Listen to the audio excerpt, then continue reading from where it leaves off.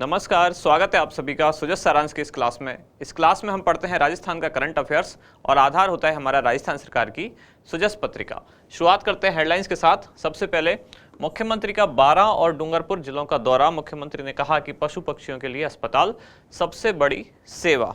इसके अलावा बजट में भी कुछ ऐसी घोषणाएं की गई हैं पशुओं के लिए, पशुपालकों के लिए। एक नई योजना भी शुरू की गई है मुख्यमंत्री कामधेनु बीमा योजना। तो इन सारी चीज़ों को भी आज हम देखने वाले हैं। अगले पेज पर 3 वर्ष में 1015 व्यक्तियों को गिरफ्तार किया गया भ्रष्टाचार निरोधक ब्यूरो द्वारा। और यहाँ जो एक योजना थी Rajiv Gandhi scholarship for academic excellence योजना, इसमें प्रतिवर्ष जो विदेश भेजने वाले विद्यार्थियों की संख्या पहले 200 थी, उसको बढ़ाकर अब कर दिया गया है 500। अगले पेज पर किसानों को ऋण में राहत के लिए एक आयोग बनाया जाएगा, ये भी घोषणा की गई है अभी नए बजट यानी कि 2023-24 में। तो क्या होगा ये आयोग और इसके क्या प्रावधान होंगे उनको देखेंगे। राजस्थान निर्यात परिषद ने अमेरिका, रूस और यूएई से समझौते किए। तो राजस्थान एक्सपोर्ट प्रमोशन काउंसिल इसके द्वारा 20 से 22 मार्च को जोधपुर में एक राजस्थान इंटरनेशनल एक्सपो का आयोजन किया जाने वाला है। तो इस न्यूज़ को देखेंगे। यहाँ है राज्य बजट 2023-24, जिसमें बाड़ी और सैंपौ में खेल स्टेडियम बनेंगे और भीलवाड़ा शिक्षकों की कमी को शीघ्र दूर किया जाएगा।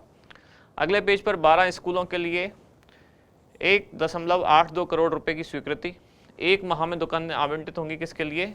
बाड़मेर जीरा मंडी के लिए। और नशे पर अब करारा प्रहार स्पेशल टास्क फोर्स होगी तैयार। तो किसके लिए? तो जो ड्रग्स है उसके व्यापार को रोकने के लिए एक ड्रग्स चौकियां बनाई जाएंगी। ये आप देख रहे हैं, ये अगले दिन की एक न्यूज़ है, क्योंकि कल हमारी क्लास हुई नहीं थी। तो आज की क्लास में 2 दिन की क्लासेज मर्ज हैं, यानी कि 14 फरवरी और 15 फरवरी की जो मैगजीन है दोनों का आज एक साथ रखा गया है। यहाँ प्रदेश में प्री प्राइमरी कक्षाओं में पहली बार शिक्षा का अधिकार। तो इसमें एक तरह की लॉटरी निकाल के प्री प्राइमरी क्लासेज में शिक्षा का अधिकार दिया गया है लॉटरी के माध्यम से। इस न्यूज़ पे देखेंगे हम इसमें क्या क्या प्रोविजन क्या क्या प्रावधान है। यहाँ दुर्गम क्षेत्रों में मातृ एवं शिशु स्वास्थ्य सेवाएं मजबूत की जाएंगी। अगले पेज पर महिला स्वयं सहायता समूहों का बकाया भुगतान 10 दिन में किया जाएगा, इससे संबंधित न्यूज। और खेल खिलाड़ियों को प्रोत्साहन, जैसा कि बजट 2021 में घोषणा की गई थी मेजर ध्यानचंद स्टेडियम योजना, जिसके तहत अब 1 करोड़ की जो मैचिंग ग्रांट सीमा है वो बढ़ाकर कितनी कर दी गई है? 1 करोड़ रुपए। राजस्थान विधानसभा से एक न्यूज क्या है कि सरकार खाता धारक किसानों को भूमि अवाप्ति का मुआवजा देने को तैयार। और ये एक न्यूज है, महर्षि दयानंद सरस्वती विश्वविद्यालय अजमेर का दीक्षांत समारोह हुआ, वहाँ राज्यपाल कलराज मिश्र थे। उन्होंने क्या कहा कि शिक्षा से देश की प्राचीन ज्ञान की धरोहर के संरक्षण का मार्ग प्रशस्त होगा। शहरनामा करके एक कार्यक्रम आयोजित किया जाने वाला है, जिसमें विभिन्न जो लेखक होंगे वो एक साथ इकट्ठे होंगे, यानी लेखकों का एक उत्सव है। यह कब? 19 और 20 फरवरी को। अगले पेज पर नौहर से न्यूज क्या है कि 8.25 करोड़ बीमा क्लेम भुगतान इसी वर्ष किए जाएंगे। जयपुर से डेयरी बूथ खोलने के लिए आवेदनों पर शीघ्र कार्रवाई होगी, यानी एक सामान्य सी न्यूज है। खनन रियायतों में अनियमितताओं के सभी मामलों में कार्रवाई होगी। एसडीएम के मार्फत भी खाद्य सुरक्षा में नाम जुड़वा सकेंगे। ये डे टू डे के सामान्य समाचार हैं जो एग्जाम में इतने नहीं पूछे जाते हैं।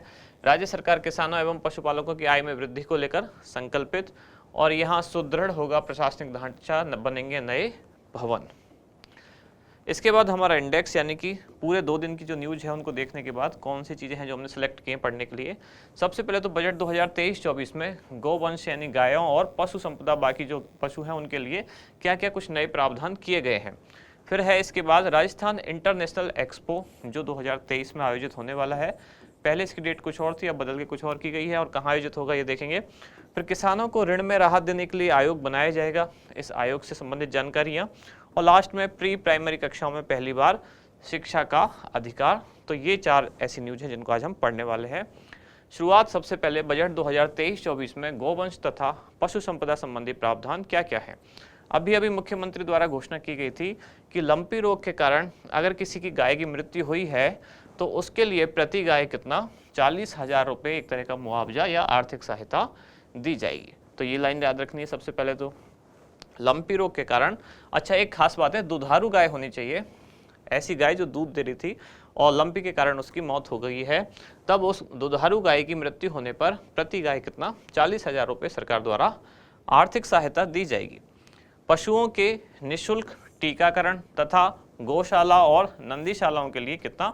1100 यानी कि 1100 करोड़ रुपए से अधिक का बजट प्रावधान भी किया गया है। तो दो मुख्य चीजें तो ये हुई, इसमें सबसे मुख्य तो क्या हुई, दुधारू गाय की मृत्यु होने पर प्रति गाय कितना, 40,000 रुपए मुआवजा। अगले पेज पर एक नई योजना शुरू की गई है, इस बजट में घोषणा की गई है, योजना भी शुरू नहीं हुई है, योजना के बारे में घोषणा की गई है, योजना की डिटेल में प्रावधान आने बाकी हैं। और योजना का नाम क्या है, मुख्यमंत्री कामधेनु बीमा योजना। एक मुख्यमंत्री या एक राजस्थान सरकार में पशुधन बीमा योजना भी संचालित है, पशुधन बीमा योजना अलग है और ये है मुख्यमंत्री कामधेनु बीमा योजना, जिसकी अभी घोषणा की गई है, यानी कि डिटेल में इसके जो पैरामीटर्स रहेंगे या प्रावधान रहेंगे वो आने भी बाकी हैं। तो क्या होगी कामधेनु बीमा योजना, इस योजना के तहत प्रति परिवार 2 दुधारू पशुओं के लिए 40-40 हजार रुपये का बीमा करवाया जाएगा। जो पशुधन बीमा है उसमें जैसे दुधारू पशु भी हैं, भारवाहक भी हैं या छोटे पशु भी हैं, उनकी कीमत का निर्धारण अलग अलग तरीके से है। जैसे प्रति लीटर दूध 3,000 रुपये के आधार पर गाय की कीमत या भैंस की कीमत 4,000 रुपये के आधार पर, इस तरह से, तो वहाँ कीमत अलग है, वो है पशुधन बीमा योजना। और अब नई योजना जो लाई जा रही है वो है मुख्यमंत्री कामधेनु बीमा योजना, जिसमें प्रति परिवार 2 दुधारू पशुओं के लिए 40-40 हजार रुपये का बीमा करवाया जाएगा। इस तरह से कुल व्यय कितना होगा इस पर, 750 करोड़ रुपए। और इस योजना से कुल कितने, तो 20 लाख से अधिक पशुपालक लाभान्वित होंगे। और एक खास बात क्या है, प्रति परिवार 2 दुधारू पशुओं का ही बीमा कराया जा सकता है, जबकि पशुधन बीमा योजना में कितना ही है संख्या, 5। अगली न्यूज है राजस्थान इंटरनेशनल एक्सपो, जो कि 20 से 22 मार्च 2023 यानी कि 3 दिवसीय ये आयोजन है, जो कहाँ आयोजित होगा, तो ये होगा जोधपुर। जोधपुर के कौन से सेंटर, ईपीसीएस सेंटर, जो कि कहाँ है, बोरानाड़ा औद्योगिक क्षेत्र जोधपुर में।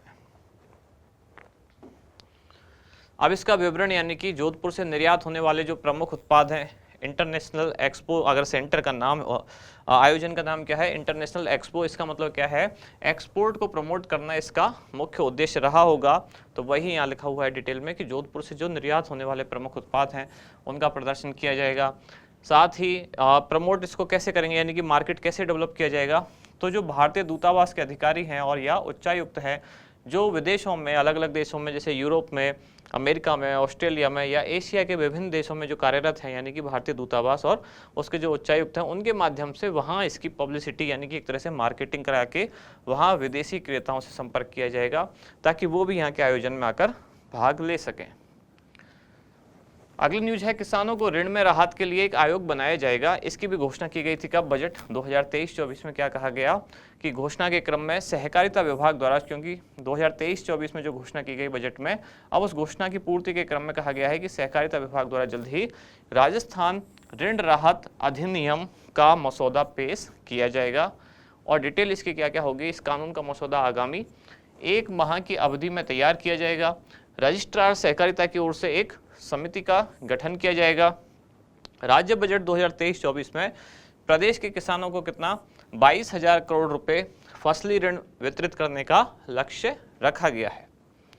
इस संबंध में कौन से बैंक के द्वारा, तो अपेक्स बैंक के प्रबंध निदेशक की ओर से शीघ्र ही कार्य योजना तैयार की जाएगी।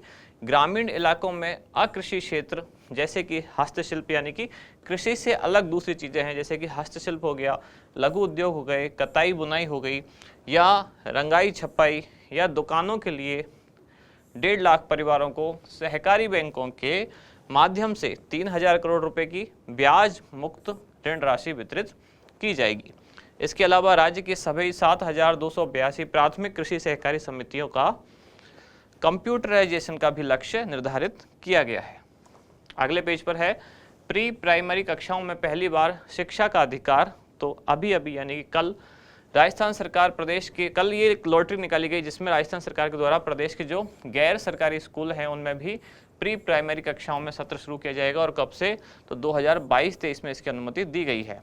अब ये किसके द्वारा किया गया, तो भारत सरकार की एक एजेंसी जिसका नाम है नेशनल इन्फॉर्मेटिक्स सेंटर यानी कि NIC द्वारा तैयार सिस्टम पर एक ऑनलाइन लॉटरी इसमें निकाली गई। यानी कि बहुत सारे जो पेरेंट्स हैं अपने बच्चों की पढ़ाई के लिए उन्होंने आवेदन किया, लेकिन उनमें से कुछ ही सिलेक्ट किए जाएंगे। तो वो सिलेक्ट कैसे किए गए, एक लॉटरी सिस्टम के द्वारा उनमें से कुछ बच्चे सिलेक्ट किए गए।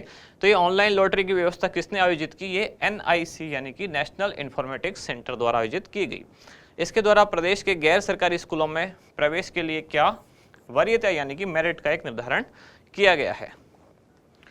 लास्ट में हमारा अभ्यास प्रश्न क्या है कि राज्य बजट 2023-24 में घोषित मुख्यमंत्री कामधेनु बीमा योजना के तहत प्रति परिवार कितने दुधारू पशुओं का बीमा करवाया जाएगा, 2, 3, 4 या 1। और ये एक सामान्य जानकारी आप लोगों के लिए, आज इसकी लास्ट डेट है। जो कि कलाम प्री 3rd ग्रेड वाला एग्जाम देना चाह रहे हैं उनके लिए परीक्षा से पहले एक और परीक्षा का आयोजन किया जा रहा है। रजिस्ट्रेशन के लिए लास्ट डेट कौन सी है, 16 फरवरी, यानी आज की ही डेट है। और एग्जाम किस दिन होगा, ये होगा 19 फरवरी 2023 को, जिसके लिए फीस रखी गई है 125 प्लस GST। आप कलाम अकेडमी की वेबसाइट पर जाकर अपने आप को रजिस्टर कर सकते हैं। तो यहाँ समाप्त होती है आज की क्लास। अब मिलते हैं कल अगली न्यूज़ के साथ अगली क्लास में। धन्यवाद।